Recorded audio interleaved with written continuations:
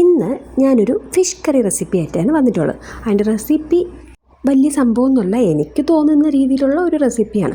അപ്പോൾ അതിനുവേണ്ടി കുഞ്ഞുള്ളി അരിഞ്ഞു, പിന്നെ മുരിങ്ങയ്ക്ക, തക്കാളി, പച്ചമുളക് എല്ലാം അരിഞ്ഞ് സെറ്റാക്കി. അപ്പം നമുക്ക് തുടങ്ങാം. അപ്പം ഞാൻ ചട്ടിയൊക്കെ വെച്ചു. അതിൻ്റെ വെള്ളം പോകാൻ വേണ്ടി കാത്തുനിന്നതിന് ശേഷം എണ്ണ ഒഴിച്ചു.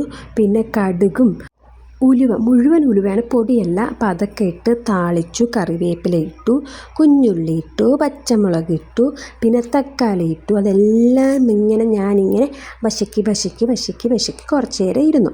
അത് കഴിഞ്ഞതിന് ശേഷം മുരിങ്ങയ്ക്കയും കൂടെ അതിൽ കൂടെ ഇട്ടു. പിന്നെ മുരിങ്ങയ്ക്കയും തക്കാളിയും പച്ചമുളകും എല്ലാവരും കൂടെ അവരൊരു പരുവാവുന്ന ഇടയ്ക്ക് ഞാൻ അരപ്പ് റെഡിയാക്കി. അരപ്പ് തേങ്ങ, മുളക് പൊടി, കുഞ്ഞുള്ളി, കറിവേപ്പില, ഇങ്ങനത്തെ സാധനങ്ങൾ ഇട്ട് ഞാൻ പുളി പിഴിഞ്ഞപ്പോൾ നാക്കി വെക്കാൻ തോന്നി. എന്നാൽ പിന്നെ ഒന്ന് ടേസ്റ്റ് നോക്കിയാലോ നോക്കിയപ്പോഴത്തേക്ക് നല്ല പുളിയുണ്ട്. പിന്നെ പുളി ഒഴിച്ചു, ഉപ്പിട്ടു. അപ്പോൾ ഇതിനിടയ്ക്ക് ഞാനൊന്ന് ടേസ്റ്റ് നോക്കിയപ്പോൾ ഓക്കെ, പെർഫെക്റ്റ്. പിന്നെ അതൊന്ന് തിളയ്ക്കുന്ന ടൈമിൽ ഞാൻ അവിടെയൊക്കെ ഒന്ന് തുടച്ചു.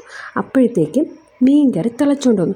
എനിക്കാണെങ്കിൽ പച്ചമുളക് അരിഞ്ഞിട്ടാണോ എനിക്കറിയില്ല, കൈയൊക്കെ വല്ലാണ്ട് നീറുകയായിരുന്നു. പിന്നെ കുറച്ച് നേരം വെളിച്ചെണ്ണയൊക്കെ തടകി കുറച്ച് ഐസ് വാട്ടറൊക്കെ വെച്ച് അങ്ങനെ ശരിയാക്കി. അങ്ങനെ മീനൊക്കെ വെച്ചു. പിന്നെ മീനുള്ളതുകൊണ്ട് പിള്ളേർ ചോറ് കഴിക്കുമല്ലോ, അപ്പോൾ ചോറും കൂട്ടത്തിൽ വെച്ചു. നല്ല മണമായിരുന്നു. അപ്പോൾ ലാസ്റ്റ് എണ്ണയും കറിവേപ്പിലയും ഇട്ട് ലാസ്റ്റ് ഒഴിച്ചു. അപ്പം അങ്ങനെ നമ്മുടെ മീൻ ഞാൻ കറക്കി അവിടെ തിളച്ചുകൊണ്ടിരിക്കുന്നു. ചോറും ഒരു സൈഡിൽ കൂടെ റെഡി ആയിക്കൊണ്ടിരിക്കുന്നു.